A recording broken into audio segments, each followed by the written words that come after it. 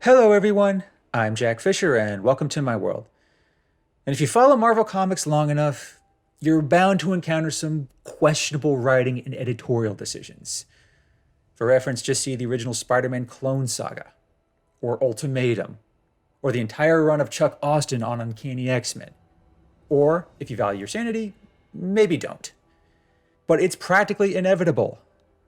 At some point, a popular comic will go in a direction that upsets and outrages fans to no end. And even if it eventually gets retconned or overridden, it still leaves a bitter taste in everyone's mouth. And that's exactly the situation fans of Spider-Man and Ms. Marvel have found themselves in. And I have a feeling that, in the larger history of these two characters, 2023 will go down as a harrowing year and for all the wrong reasons. Now, there are a lot of reasons for that. I could make multiple videos on just how frustrating the Amazing Spider-Man comics have been under writer Zeb Wells. It all started with this strange tease that asked a simple question. What did Spider-Man do? What did he do to make his friends and family hate him? What did he do to make Mary Jane leave him? And why the hell is Mary Jane with a guy named Paul raising two kids? Trust me, the answer to those questions aren't some fun mystery that unfolded over the course of the series. They have been a case study in everything that annoys Spider-Man fans about the modern comics. But as bad as that story has been, and as bad as the reactions have been among fans, things somehow got worse with Amazing Spider-Man number 26. Because a full 2 weeks before the issue even came out, a big reveal was leaked. The issue had been teased as one of the biggest moments in the history of Spider-Man comics, often making comparisons to the death of Gwen Stacy. But when the ending was spoiled, it was precisely not that.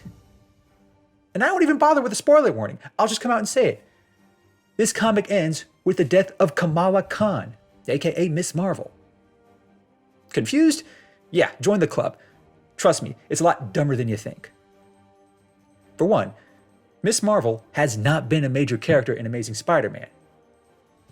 She only showed up in about a half a dozen pages over the course of 26 issues. And the only reason she's there is because she was working as an intern at Oscorp. And while she has teamed up with Spider-Man in the past, both with Miles and with Peter Parker, she is not a huge part of his ongoing story. And yet, this is where she's killed off? This is where she's effectively fridged for the sake of melodrama and shock value? Seriously, I wish there were better words to describe how much I think this sucks. From a creative, narrative, and just plain logical perspective, this is weapons-grade stupidity on the part of Marvel's creatives. Because it's one thing to kill a major character in the comics. I mean, it happens all the time, and most of those characters eventually come back. But to kill off a character like Miss Marvel, who's one of Marvel's fastest rising stars and is set to star in a major MCU movie, seriously, does anyone believe that this is going to stick? I've been reading Marvel comics for over 2 decades now. I've learned to sense when a character death is serious and when it's just a gimmick for shock value. When Gwen Stacy died, it really meant something. It was a huge turning point in the history of Spider-Man.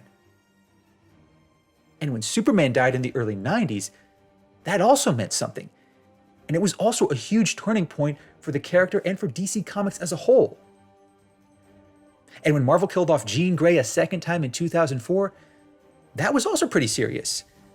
And it was a death that stuck for over 15 years, largely because it had been built up over the course of many issues, and so many other stories spun out of it.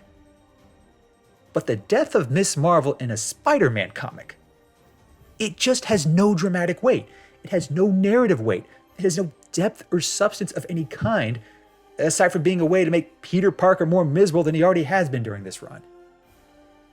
And that's a pretty clear sign that Miss Marvel isn't going to stay dead for very long. In fact, there's already speculation that this so-called death will somehow be used to retcon parts of Miss Marvel's powers and background. And Marvel Comics actually has a valid reason for doing that. Because prior to this moment, Miss Marvel in the comics had some major differences to the Miss Marvel we were seeing in the MCU. Beyond the origin and nature of their powers being different, the Miss Marvel show strongly hinted that she was a mutant. Now, if you recall, I did a full reaction and speculation video on that. I even argued that it was a good thing, because her being an Inhuman in the MCU just didn't make sense. Well, her being an Inhuman in the comics has been making less and less sense in recent years. Because ever since the events of Inhumans vs. X-Men, the Inhumans have been almost entirely absent from the comic book zeitgeist. And for good reason. They're the superhero team who stood by while their sacred cloud nearly gassed the entire mutant species to death. Trust me, that did not do their reputation any favors among fans. But even before that, Ms. Marvel's ties to the Inhumans was always tepid at best.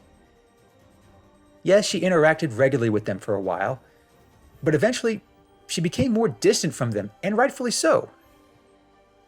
The Inhumans have a lot of baggage, and their story just was not compatible with Kamala's. She wanted to be a hero on the level of the Avengers, not just another member in a secret society of superhumans. And if she were to come back to life and be reckoned as a mutant, which is something Marvel could totally do, that would just free her from the baggage of the Inhumans. It might actually be better for her in the long run. She's already made more friends among the X-Men than she ever did with the Inhumans. She's teamed up with Wolverine on multiple occasions. Both she and Cyclops were once teammates during their time with the Champions. And the X-Men as a team have come to her aid on more than one occasion, much more so than the Inhumans. On top of that, a big part of Kamala Khan's story is built around her being a minority trying to be a superhero. She's a Pakistani teenager from Jersey City struggling to fit in, even before she got superpowers. And that's a narrative that's very much in line with the larger themes of being a mutant.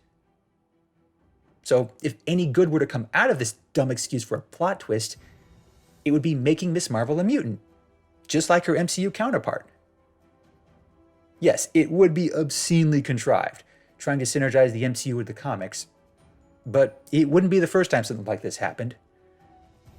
Marvel famously retconned the origin of the Maximoff twins in the comics, making it so they were no longer the children of Magneto.